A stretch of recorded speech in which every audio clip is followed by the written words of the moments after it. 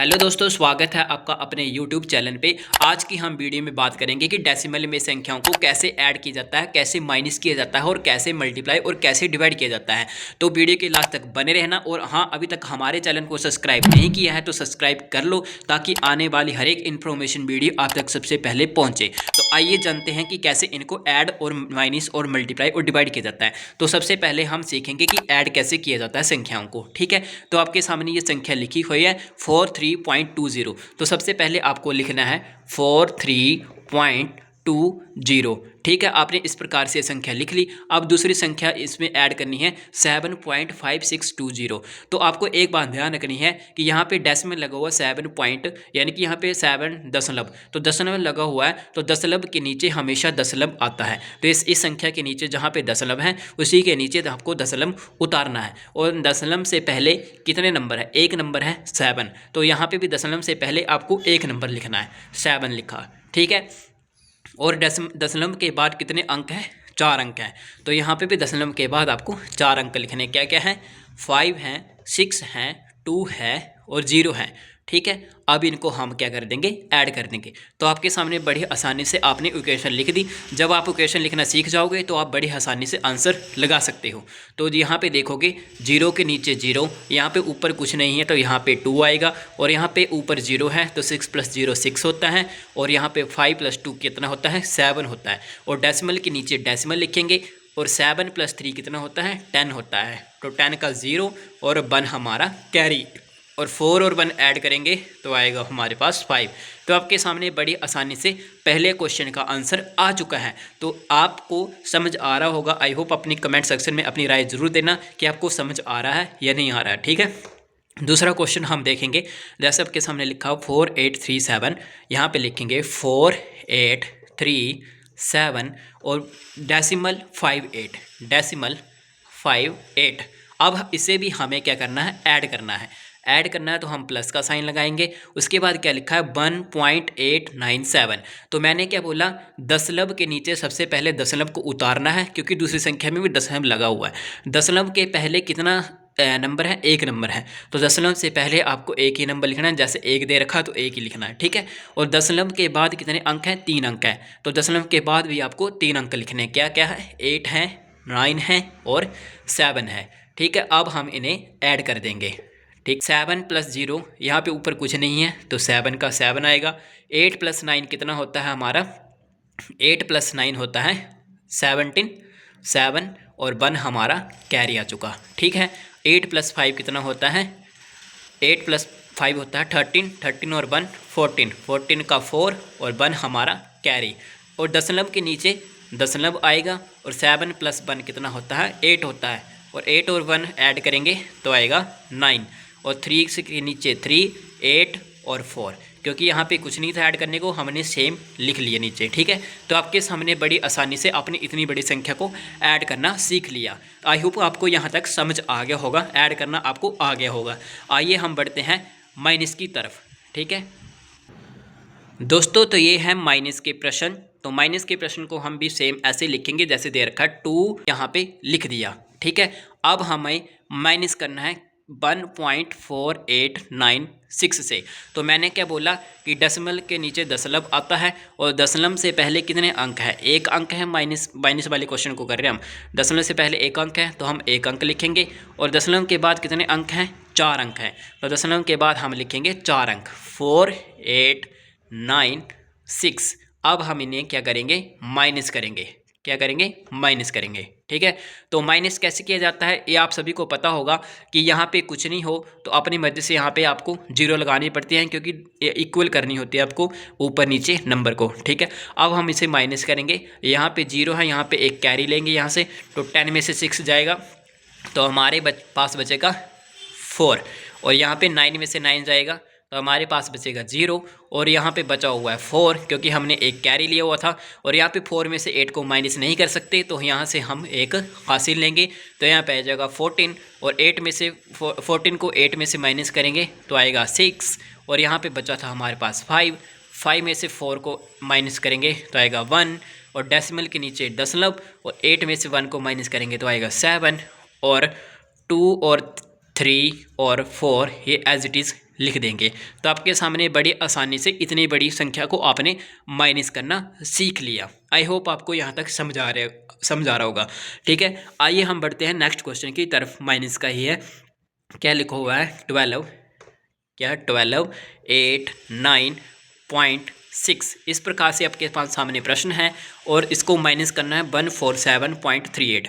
तो सबसे पहले डेसिमल के नीचे आप डेसिमल को उतारोगे और डेसिमल के बाद कितने अंक है, एक अंक है, तो डेसिमल के बाद भी आपको एक अंक लिखना है। ठीक है, और डेसिमल के पहले कितने अंक हैं, 3 अंक हैं, तो डेसिमल के पहले भी आपको 3 अंक लिखने। क्या क्या है, 7 है, 4 है और 1 है। संख्या के नीचे संख्या लिखनी है, तभी आपको अच्छी तरह से क्लियर होगा माइनस करने में भी। ठीक है, और यहाँ पे आपने लिख लिया, अब आप माइनस कर सकते हो।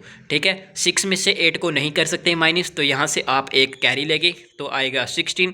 तो 16 में से 8 को माइनस करेंगे तो आएगा 8, और डेसिमल के नीचे डेसिमल, यहाँ पे बचा हुआ 8 क्योंकि हमने यहाँ से एक कैरी लिया था। 8 में से 7 को माइनस करेंगे तो आएगा 1, और 8 में से 4 को माइनस करेंगे तो आएगा 4, और 2 में से 1 को करेंगे तो आएगा 1, और 1 का 1।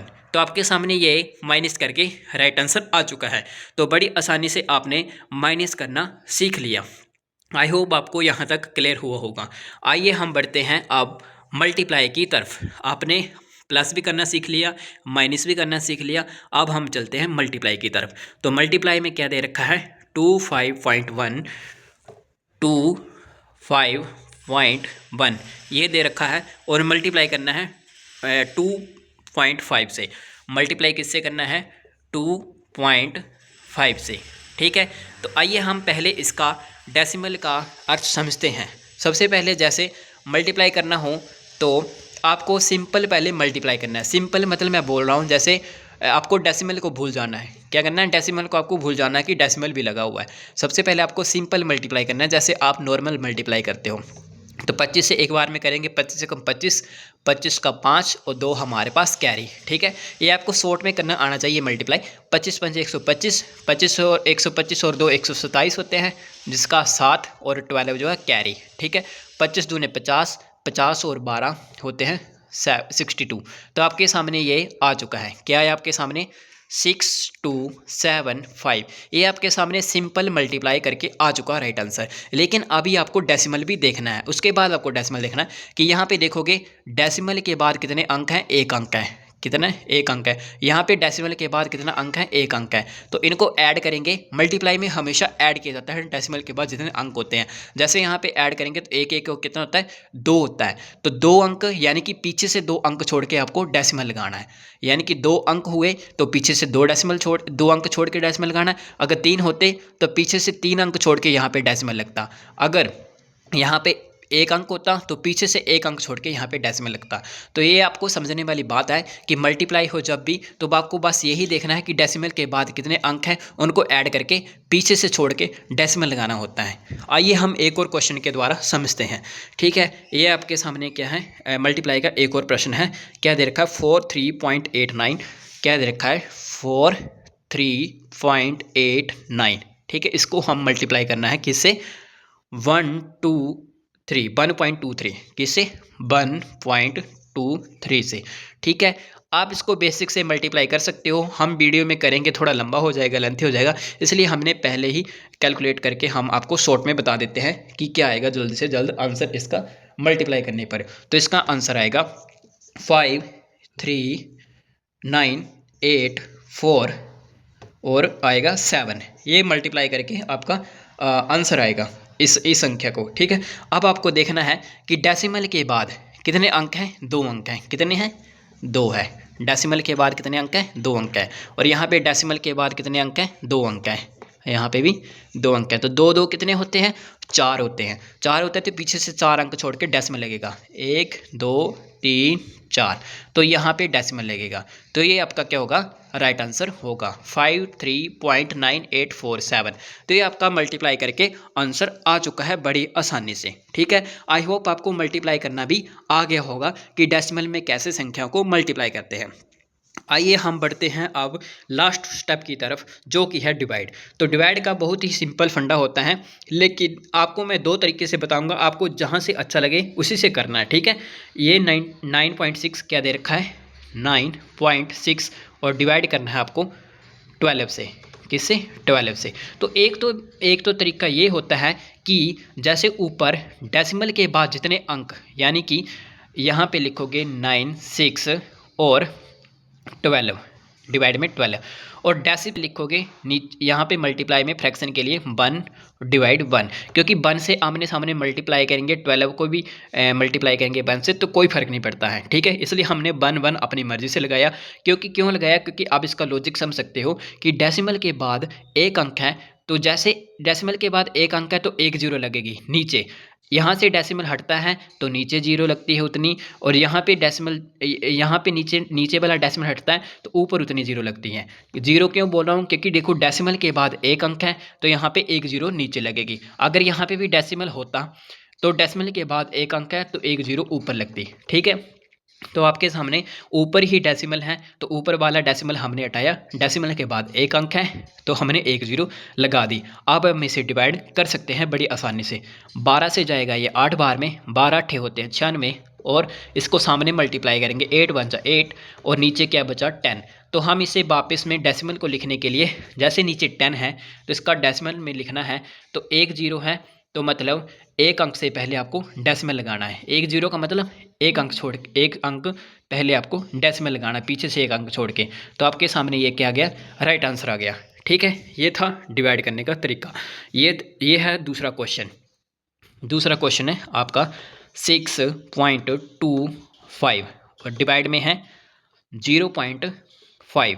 इसको आपको डिवाइड करना है। तो आइए जानते हैं कि कैसे। मैंने क्या बोला कि आप मल्टीप्लाई में 1 और डिवाइड में 1 लिख दोगे तो कोई फ़र्क नहीं पड़ता है, क्योंकि ये इसका लॉजिक आपको मैंने समझाया कि क्यों लिखते हैं। ठीक है, यहाँ पे देखोगे अब डेसिमल के बाद कितने अंक हैं? 2 अंक हैं तो नीचे 2 जीरो लगेगी। यहाँ पे डेसिमल हटेगा तो नीचे 2 जीरो लगेगी, और यहाँ पे डेसिमल हटेगा तो डेसिमल के बाद कितना अंक है? एक अंक है तो ऊपर एक जीरो लगेगी। यही इसका अर्थ होता है। हमने तभी तो एक एक हमने लिखा था। ठीक है, जीरो से जीरो को कट कर देंगे तो 5 से अब हमारे पास आगे क्या बचा? 625 और डिवाइड में कितना है? 5 है, और मल्टीप्लाई ऊपर क्या बचा? 1 और डिवाइड में बचा 10। ये आपके सामने इक्वेशन बची हुई है। अब हम इसे डिवाइड करेंगे, 5 से काटेंगे तो हो जाएगा ये 5 एकम 5 और यहाँ पे बचा 1 तो 5 दूने 10, 10 और 2 बचा 5 पंजे 25। तो हमारे पास क्या आया? 125 और डिवाइड में कितना है? 10 है। तो यहाँ पे सिंगल जीरो है, तो मैंने ऊपर वाले क्वेश्चन में भी समझाया आपको कि सिंगल जीरो नीचे हो तो मतलब पीछे से एक अंक छोड़ना पड़ता है। यहाँ पे भी सिंगल जीरो है तो पीछे से एक अंक छोड़ना पड़ेगा। तो क्या आएगा? 12.5। ये इसका क्या गया? राइट आंसर आ गया। ठीक है, ये तो था आपका डिवाइड करने का तरीका। लेकिन एक और तरीका बता देता हूँ, शायद उससे आप ज़्यादा रिलेट कर सको। शायद मैं मानता हूँ कि आप ज़्यादा रिलेट कर सकते हो उस तरीके से। जैसे देखो, डेसिमल के बाद कितने अंक हैं? डेसिमल के बाद कितने अंक हैं? 2 अंक हैं। कितने? 2 है। और यहाँ पे आप माइनस लगा देना। डेसिमल के बाद कितने अंक हैं?